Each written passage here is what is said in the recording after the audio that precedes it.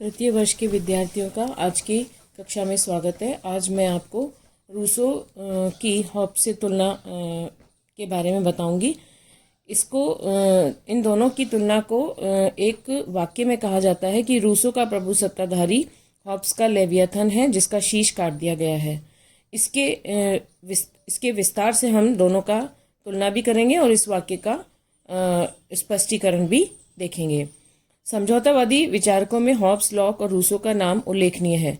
इन्हें राजनीति शास्त्र के क्षेत्र में सामाजिक समझौता सिद्धांत की नवीन परंपरा को विधिवत जन्म देने और विकसित करने का श्रेय प्राप्त है। सामाजिक समझौते के विचार का वर्णन प्राचीन और मध्ययुगीन विचारकों के द्वारा भी किया गया था, किंतु एक सिद्धांत की तरह तार्किक रूप में प्रतिपादित करने का श्रेय हॉब्स, लॉक और रूसो को प्राप्त है। हॉब्स अपने सामाजिक समझौता संबंधी विचारों के माध्यम से संप्रभुता के जिस सिद्धांत का प्रतिपादन करता है उसे निरंकुश प्रभुसत्ता कहा जाता है, और इसके विपरीत लॉक सीमित प्रभुसत्ता के सिद्धांत का प्रतिपादन करता है तथा रूसो जन प्रभुसत्ता का प्रतिपादन करता है।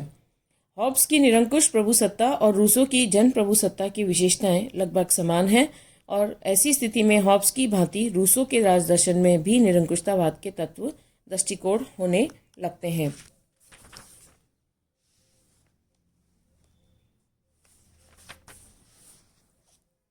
हॉब्स ने अपने प्रसिद्ध ग्रंथ लेवियाथन में अपने सामाजिक समझौता संबंधी चिंतन का प्रतिपादन किया।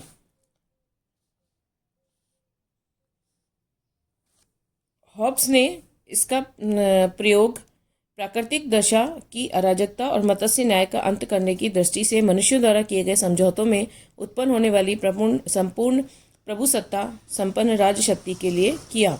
उसने अपने ग्रंथ के मुख्य पृष्ठ पर सभी मनुष्य से मिलकर बनने वाले एक विराट पुरुष या महामानव के रूप में चित्रित किया। महामानव या लेवियाथन की सारी देह छोटे छोटे मनुष्य से भरी हुई है, जो यह सूचित करती है कि सबने उसे अपने अधिकार देकर सामाजिक समझौते से संपूर्ण प्रभुसत्ता संपन्न लेवियाथन का निर्माण किया है। मुख्य पृष्ठ के ऊपरी आधे हिस्से में दिखाया गया है कि एक सुव्यवस्थित रीति से बसाए गए नगर और पहाड़ के पीछे लेवियाथन के रूप में मुकुट मंडित दाएं हाथ में तलवार और बाएं हाथ में धर्मदंड धारण किए हुए महामानव खड़ा हुआ है, जिसका अर्थ है कि शासन और धर्म के दोनों क्षेत्रों में उसे सर्वोच्च अधिकार प्राप्त है।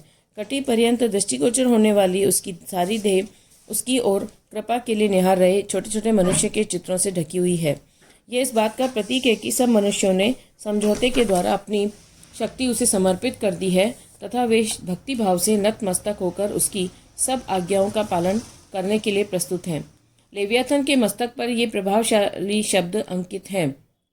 भूतल पर इसके तुल्य शक्ति रखने वाला कोई दूसरा नहीं है। हॉब्स ने अपने प्राकथन में लिखा है कि यह महान लेवियाथन ही राज्य है, जो यद्यपि डील डॉल और शक्ति की दृष्टि से प्राकृतिक मनुष्य की अपेक्षा बड़ा है, पर स्वयं कृत्रिम मानव मात्र है और इसकी रचना प्राकृतिक मनुष्य की रक्षा के लिए हुई है। अपनी लेवियाथन में हॉब्स राज्य का अध्ययन मानव स्वभाव के विश्लेषण से आरंभ करता है। वह मनुष्य को एक स्वार्थी और भयग्रस्त प्राणी के रूप में देखता है, जो सदैव स्वयं अपने ही हित साधन की चेष्टा में लगा रहता है। अपने स्वार्थ के लिए वह निरंतर लड़ाई झगड़ा करता रहता है।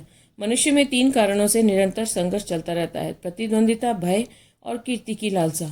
राज्य की उत्पत्ति से पूर्व की स्थिति को हॉब्स प्राकृतिक अवस्था की संज्ञा देता है। प्राकृतिक अवस्था सबके विरुद्ध लड़ाई की स्थिति है। प्राकृतिक अवस्था में कतिपय प्राकृतिक नियमों का भी मनुष्य पालन करते थे। हॉब्स ने विभिन्न प्रकार के नियम गिनाए हैं, जिनमें 3 प्रमुख हैं। व्यक्ति को शांति स्थापित करने का प्रयत्न करना चाहिए। प्रत्येक व्यक्ति को शांति स्थापना के लिए तथा व्यक्तिगत सुरक्षा की दृष्टि से अपने सब अधिकारों का परित्याग करने के लिए प्रस्तुत रहना चाहिए, बशर्ते कि अन्य व्यक्ति भी ऐसा करने के लिए सहमत हों। व्यक्ति को अपने समझौतों का पालन करना चाहिए। प्राकृतिक अवस्था में प्राकृतिक नियम विद्यमान थे, किंतु बाध्यकारी शक्ति के अभाव में सभी व्यक्तियों द्वारा उनका पालन नहीं किया जाता था। अतः यह एक ऐसी संस्था की आवश्यकता थी जो शक्ति के आधार पर सभी व्यक्तियों को शांति रखने के लिए बाध्य कर सके। इसके लिए प्रत्येक व्यक्ति दूसरे व्यक्ति के साथ एक समझौता या अनुबंध करता है। प्रत्येक व्यक्ति इस आशय की शपथ लेता है, मैं अपने ऊपर शासन करने के सब अधिकार इस व्यक्ति या सभा को इस शर्त पर देता हूँ और इसकी सत्ता उस शर्त पर स्वीकार करता हूँ कि तू भी इस प्रकार अपने सभी अधिकार उसे देगा और उसके सभी कार्यों को स्वीकार करेगा। हॉब्स के समझौते के परिणाम स्वरूप ऐसा स्पष्ट झलकता है कि वह राज्य को अपरिमित संप्रभुता प्रदान कर देता है और इसके अनुसार व्यक्तियों के लिए सभी परिस्थितियों में राज्य के आदेश का पालन करना अनिवार्य है। संप्रभु शासक की शक्ति असीम है, वह किसी भी लौकिक उत्तरदायित्व से बाध्य नहीं है और उस पर संविधान, प्राकृतिक विधि और ऐश्वर्य इच्छा का कोई प्रतिबंध नहीं लगाया जा सकता। इस प्रकार हॉब्स की प्रभुसत्ता की विशेषताएं हैं अपरिमितता, निरपेक्षता, असीमितता आदि। हॉब्स का लेवियथन अथवा संपूर्ण संपन्न शासक पूर्णतः निरंकुश है, जिसका आदेश ही कानून है। संक्षेप में उसके राजदर्शन में निरंकुशतावाद के तत्व अत्यंत प्रबल रूप से दिखलाई देते हैं। वह अपने राज्य के मनुष्यों को सर्वथा अधिकार शून्य करके लेवियाथन की दास्ता के पाश में जकड़ देता है। उसके राज्य में मनुष्यों की स्थिति लेवियाथन रूपी चरवाहे द्वारा हाके जाने वाले पशुओं के रेवड़ जैसी थी। रूसों की सामान्य इच्छा अथवा रूसों के राजदर्शन में निरंकुशतावाद के तत्व। राजदर्शन में रूसों को स्वतंत्रता, व्यक्तिवाद, जन संप्रभुता और लोकतंत्र का प्रतिनिधि विचारक माना जाता है, किंतु ये एक आश्चर्य की बात है कि अपनी सामान्य इच्छा के सिद्धांत द्वारा जन संप्रभुता का समर्थन करते करते उसका चिंतन निरंकुशतावाद में परिवर्तित हो जाता है। रूसो ने अपनी पुस्तक सोशल कॉन्ट्रैक्ट में मानव स्वभाव का चित्रण करते हुए आदिम मनुष्य को पशुतुल्य, निष्पाप और आदर्श बर्बर बताया है। उसे नैतिकता के विचारों से रहित सहज भावना में से कम करने वाला बुद्धिहीन प्राणी कहा है। रूसो के अनुसार प्राकृतिक अवस्था वर्तमान मनुष्य की सभ्य सामाजिक अवस्था से कहीं अधिक अच्छी थी। इस अवस्था में मनुष्य एकाकी, स्वतंत्र, संपत्ति और परिवार से रहित स्वर्गीय अवस्था में रहता था। उसका जीवन उदात्त वंचर जैसा था, किंतु यह स्थिति अधिक दिनों तक नहीं रही। संपत्ति रूपी सर्प ने इसमें प्रवेश किया और प्राकृतिक अवस्था की सुख शांति को नष्ट कर दिया। धनी व निर्धन का भेद उत्पन्न हुआ। अमीरों ने निर्धनों पर अत्याचार और निर्धनों ने अमीरों के विरुद्ध षड्यंत्र करने प्रारंभ कर दिए। अंत में इस दुर्व्यवस्था से छुटकारा पाने के लिए व्यक्तियों ने अनुबंध के आधार पर राज्य की स्थापना की। सभी व्यक्ति एक स्थान पर एकत्रित हुए और उनके द्वारा अपने समस्त अधिकारों का समर्पण किया, किंतु अधिकारों का यह समर्पण किसी व्यक्ति विशेष के लिए नहीं वरन समाज के लिए किया गया। समझौते के परिणाम स्वरूप संपूर्ण समाज की एक सामान्य इच्छा के अंतर्गत रहते हुए कार्य करते हैं।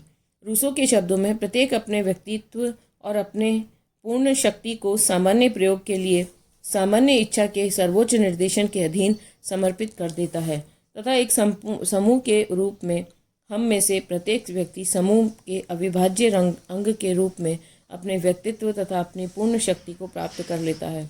रूसो के सामाजिक समझौते से सामान्य इच्छा पर आधारित प्रभुत्व संपन्न समाज की स्थापना होती है। रूसो की सामान्य इच्छा की विशेषताएं हैं अखंडता, अदेयता, सर्वोच्चता, स्थायित्व, निरंकुशतावाद आदि। रूसो के सिद्धांत में जनता द्वारा अपने समस्त अधिकारों का समर्पण सामान्य इच्छा को कर दिया जाता है और जनता को किसी भी परिस्थिति में सामान्य इच्छा के विरोध का अधिकार नहीं है।